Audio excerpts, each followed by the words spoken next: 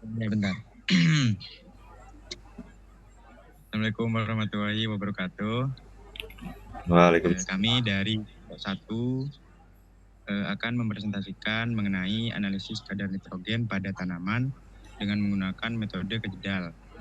Sebelumnya, perkenalkan terlebih dahulu, saya Wildan Dwinanda dengan NEMA akhir 1008 dan teman saya. Saya Muhammad Fahmi Rinata dengan NIM akhir 1026.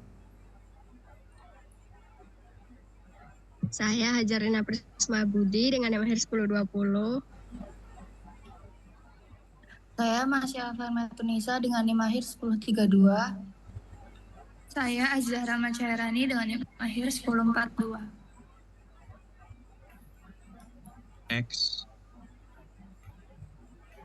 Selanjutnya akan dijelaskan oleh Mas Afani. Yang pertama yaitu pengukuran kadar nitrogen. Pengujian kadar nitrogen menggunakan metode Gajedal yang merupakan metode sederhana untuk penetapan energi total pada asam amino, protein, dan senyawa yang memiliki kandungan nitrogen. Metode Gajedal ini dibagi menjadi 3 tahap, yaitu proses destruksi, proses destilasi, dan proses titrasi.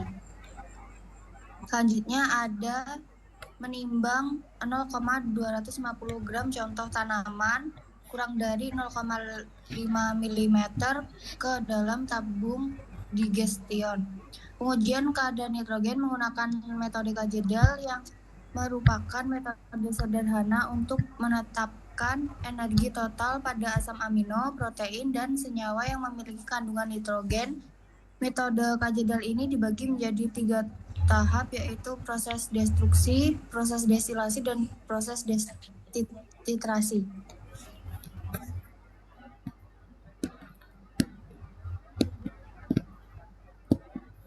Baik, selanjutnya yaitu ditambahkan 1 gram selen dan 2,5 ml H2SO4, campurkan dan diamkan 1 malam.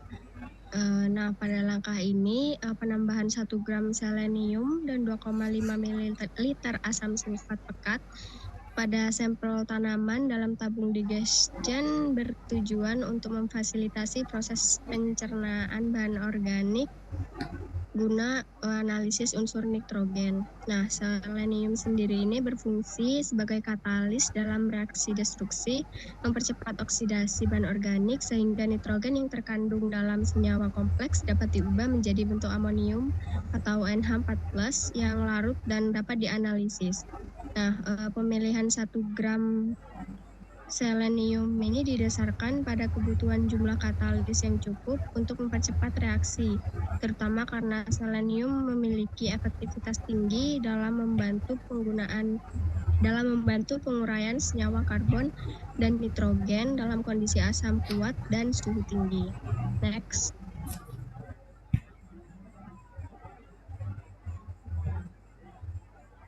Nah, lalu penambahan 2,5 ml H2SO4 ini bertindak sebagai media oksidasi kuat yang dapat melarutkan jaringan tanaman dan memecah ikatan organik. Dalam kondisi pemanasan, H2SO4 akan mengoksidasi senyawa organik dan melepaskan nitrogen dalam bentuk NH4+. Secara umum, reaksi yang terjadi dapat digambarkan secara sederhana melalui rumus kimia, yaitu RNH2 plus H2SO4 plus Se menjadi NH4 plus CO2 dan H2O, di mana RNH2 memiliki senyawa nitrogen organik dalam tanaman. Dalam reaksi ini, selenium tidak habis bereaksi, tetapi bertindak sebagai katalis yang membantu untuk mempercepat penguraian senyawa organik. Dengan mendiamkan campuran semalaman, reaksi awal dapat berlangsung secara perlahan sebelum proses pemanasan dimulai, yang membantu untuk mengurangi tekanan mendadak atau reaksi berlebih yang saat digestion dipanaskan. Selanjutnya akan dijelaskan oleh Ica. Yang ketiga, siapkan blendol dengan memasukkan 1 gram campuran selen dan 2,5 ml H2SO4, lalu dipanaskan hingga suhu 350 derajat Celcius. menyiapkan reagen destruksi yang aktif secara kimia, campuran selen sebagai katalis, dan asam sulfat H2SO4 berfungsi untuk menghancurkan mendestruksi bahan organik dalam sampel tanaman, mengubah nitrogen organik menjadi bentuk amonium NH4+, menghilangkan gangguan dari reagen atau alat Blanco adalah kontrol tanpa sampel tanaman digunakan untuk mengoreksi hasil akhir dari kemungkinan kontaminasi nitrogen dari reagen atau alat. Mengaktifkan campur katalis pemanasan hingga 350 derajat Celcius memastikan reaksi destruksi berlangsung sempurna dan katalis atau selen aktif bekerja. Destruksi selesai bila keluar uap putih dan didapat ekstrak jernih sekitar 4 jam. Next. Yang keempat, dinginkan. Ekstrak diencerkan dengan air bebas ion hingga tepat 50 ml. Kocok sampai homogen dan biarkan agar partikel mengendap. Penggunaan air bebas ion penting untuk menghindari kontaminasi dari ion-ion asing yang dapat mengganggu hasil analisis, terutama dalam metode seperti spektrofotometri atau titrasi, di mana kehadiran ion lain dapat memengaruhi reaksi atau pembacaan alat. Proses penghomogenan atau pengocokan dilakukan agar seluruh larutan menjadi seragam, yaitu seluruh komponen hasil pencernaan, termasuk nitrogen dalam bentuk amonium NH4+ tersebar merata di dalam larutan. Ini penting agar sampel yang akan diambil untuk analisis benar-benar representatif dari keseluruhan larutan, bukan hanya bagian atas atau bawahnya.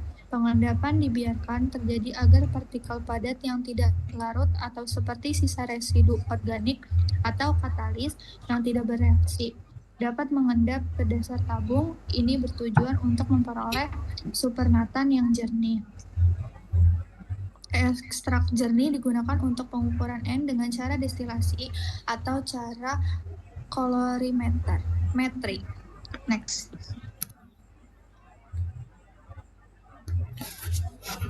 Baik, yang selanjutnya yaitu dengan tahap memipet 10 mili ekstrak contoh ke dalam labu didih, lalu menambahkan sedikit serbuk batu didih dan aquades hingga setengah volume labu. Nah, dalam analisis kadar nitrogen pada tanaman, itu menggunakan metode Kejdal, yaitu tahap pemipetan sebanyak 10 mili ekstrak ke dalam labu didih merupakan bagian dari persiapan sebelum proses destilasi. Ekstrak tersebut mengandung nitrogen dalam bentuk amonia yang telah terbentuk melalui tahapan destruksi dan netralisasi. Penambahan serbuk batu didih bertujuan untuk mencegah terjadinya pendidihan mendadak atau yang bisa disebut bumping selama proses pemanasan. Sedangkan penambahan aquades hingga setengah volume labu berfungsi untuk mengencerkan larutan agar proses destilasi dapat berlangsung secara efisien dan terkendali. Nah, setelah tahap ini, campuran siap untuk didestilasi guna menguapkan amonia yang kemudian akan ditangkap dan dianalisis. Lalu tahap selanjutnya yaitu menyiapkan penampung NH3 yang dibebaskan, yaitu Erlenmeyer yang berisi 10 ml asam boron 1% yang ditambah 2 tetes indikator Conway berwarna merah dan dihubungkan dengan alat destilasi. Erlenmeyer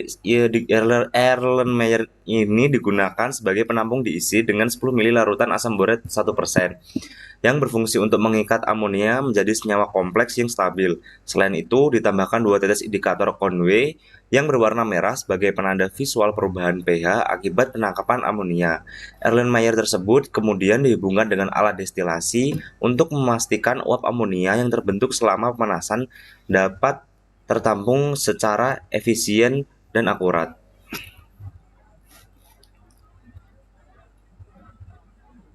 Next.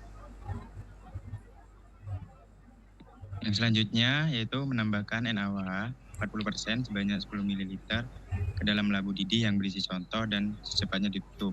Penambahan NaOH di sini sebanyak 10 meter ke dalam labu didih yang berisi larutan contoh bertujuan untuk mengalkalisasi larutan sehingga amonium yang terbentuk pada tahap sebelumnya diubah menjadi amonia bebas atau NH3. Setelah penambahan NaOH, labu didih segera ditutup rapat untuk mencegah kehilangan amonia akibat penguapan. Langkah ini merupakan bagian penting dalam persiapan destilasi, di mana amonia yang terbentuk akan diuapkan dan ditangkap untuk dianalisis. Next. Yang selanjutnya itu tahap destilasi hingga volume penampung mencapai 50-70 ml atau berwarna hijau. Mengumpulkan amonia yang terbentuk dari konversi nitrogen organik menjadi amonium yang kemudian dibebaskan sebagai gas amonia setelah penambahan basa kuat, biasanya NaOH, menangkap amonia dalam larutan penampung yang biasanya mengandung larutan asam borat atau asam lainnya. Warna hijau menunjukkan bahwa indikator seperti indikator campuran bromokresol hijau dan metil merah telah menangkap NH3 dalam bentuk kompleks yang berwarna. Selanjutnya menentukan akhir destilasi secara visual, yang mana warna hijau menunjukkan bahwa cukup banyak amonia yang telah ditangkap dan volume larut penampung sudah mencukupi untuk titrasi. Next, selanjutnya dijelaskan oleh Fahmi. Tahap selanjutnya yaitu mengdestilat dititrasi dengan H2SO4 0,050 N hingga berwarna merah muda. Nah, tahap penetrasi ini dilakukan terhadap destilat yang telah mengandung amonia NH3 yang ditangkap oleh larutan asam borat. Destilat tersebut kemudian dititrasi menggunakan larutan asam sulfat H2SO4 dengan kandungan 0,050 N hingga tercapai titik akhir yang ditandai dengan perubahan warna menjadi merah muda. Perubahan warna ini menunjukkan bahwa seluruh amonia yang bereaksi dengan asam sulfat dan volume H2SO4 yang digunakan dalam titrasi akan digunakan untuk menghitung kadar nitrogen dalam sampel. Selanjutnya pada tahap ini adalah tahap mencatat volume titrat contoh VC dan blanko VB. Cara ini dapat seperti penetapan N-sedal contoh tanah dan dapat dijadikan metode acuan. VC sendiri atau yang bisa kita sebut sebagai volume titar contoh yaitu volume larutan asam misalnya HCl atau H2SO4 yang digunakan untuk mentitrasi larutan penampung setelah distilasi amonia dari sampel. Ini menunjukkan jumlah nitrogen dalam sampel. VB sendiri yaitu volume titar blanko, yaitu volume asam yang diperlukan untuk menitrasi blanko. Larutan tanpa sampel digunakan untuk mengoreksi hasil dari pengaruh reagen atau lingkungan, sehingga hasil analisis hanya mencerminkan nitrogen dari sampel. Untuk menghitung kandungan nitrogen dapat menggunakan rumus umum perhitungan, yaitu persen nitrogen sama dengan VC dikurangi VB dikali N dikali 14,007 dikali 100 per massa sampel miligram, di mana N merupakan normalitas asam titran dan 14,007 ini merupakan berat atom nitrogen. Nah, metode acuannya sendiri karena akurasi dan ketelitiannya sangat tinggi, cara ini memang sering dijadikan metode standar atau acuan, tidak hanya untuk tanaman tapi juga untuk tanah, pupuk, dan bahan organik lainnya. Dari uraian tersebut dapat diambil kesimpulan bahwa ketersediaan kadar nitrogen dalam tanah sangat penting terutama bagi pertumbuhan tanaman. Metode kecedal digunakan untuk menentukan kadar nitrogen dalam sampel melalui 3 tahap utama, yaitu destruksi, destilasi, dan titrasi.